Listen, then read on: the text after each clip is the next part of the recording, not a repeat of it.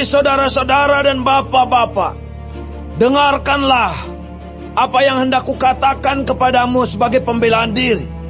Ketika orang banyak itu mendengar ia berbicara dalam bahasa Ibrani, makin tenanglah mereka.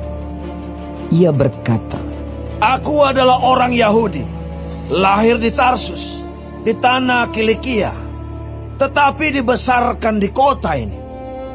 Dididik dengan teliti di bawah pimpinan Gamaliel dalam hukum nenek moyang kita, sehingga aku menjadi seorang yang giat bekerja bagi Allah, sama seperti kamu semua pada waktu ini.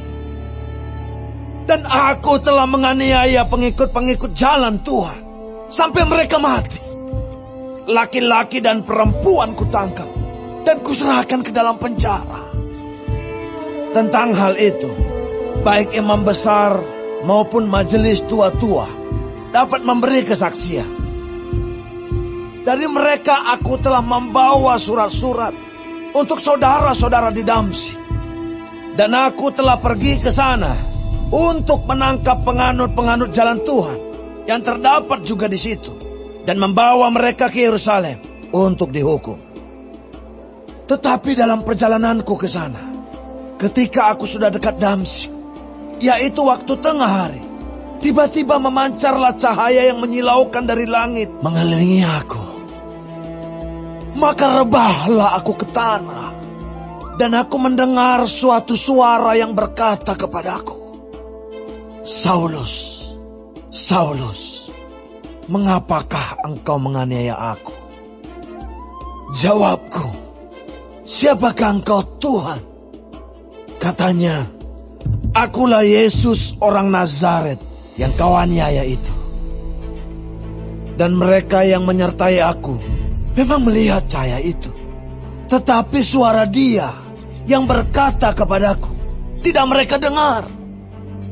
Maka kataku, Tuhan, apakah yang harus kuperbuat? Kata Tuhan kepadaku, bangkitlah dan pergilah ke Damsyik. Di sana akan diberitahukan kepadamu segala sesuatu yang ditugaskan kepadamu. Dan karena aku tidak dapat melihat, oleh karena cahaya yang menyilaukan mata itu, maka kawan-kawan seperjalananku memegang tanganku dan menuntun aku ke Damsyik. Di situ ada seorang bernama Ananias, seorang saleh yang menurut hukum Taurat dan terkenal baik di antara semua orang Yahudi yang ada di situ. Ia datang berdiri di dekatku dan berkata, Saulus, saudaraku, bukalah matamu dan melihatlah. Dan seketika itu juga aku melihat kembali dan menatap dia. Lalu katanya, Allah nenek moyang kita telah menetapkan engkau untuk mengetahui kehendaknya, untuk melihat yang benar, dan untuk mendengar suara yang keluar dari mulutnya. Sebab engkau harus menjadi saksinya terhadap semua orang tentang apa yang kau lihat dan yang kau dengar. Dan sekarang, mengapa engkau masih ragu-ragu? Bangunlah, berilah dirimu dibaptis, dan dosa-dosamu disucikan, sambil berseru kepada nama Tuhan.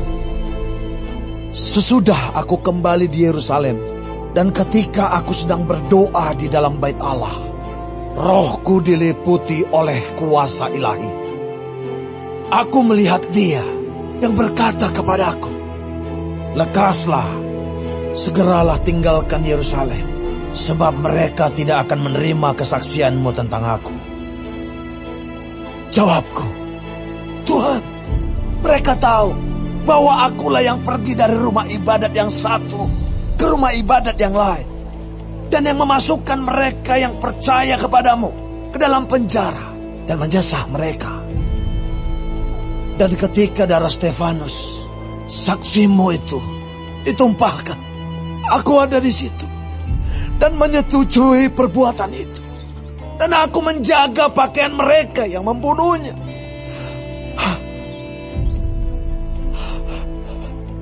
Tetapi kata Tuhan kepadaku, pergilah, sebab aku akan mengutus engkau jauh dari sini kepada bangsa-bangsa lain. Rakyat mendengarkan Paulus sampai kepada perkataan itu. Tetapi sesudah itu, mereka mulai berteriak, katanya, "Enyahkan orang ini dari muka bumi! Ia tidak layak hidup!" Mereka terus berteriak sambil melemparkan jubah mereka dan menghamburkan debu ke udara. Karena itu, kepala pasukan memberi perintah untuk membawa Paulus ke markas dan menyuruh memeriksa dan menyesah dia supaya dapat diketahui apa sebabnya orang banyak itu berteriak-teriak sedemikian terhadap dia. Tetapi ketika Paulus ditelentangkan untuk disesah, berkatalah ia kepada perwira yang bertugas, "Bolehkah kamu menyesah seorang warga negara Rom? Apalagi tanpa diadili." Mendengar perkataan itu, perwira itu melaporkannya kepada kepala pasukan. Katanya, "Apakah yang hendak kau perbuat? Orang itu warga negara Rom." Maka datanglah kepala pasukan itu kepada Paulus dan berkata, "Katakanlah, benarkah engkau warga negara Rom?"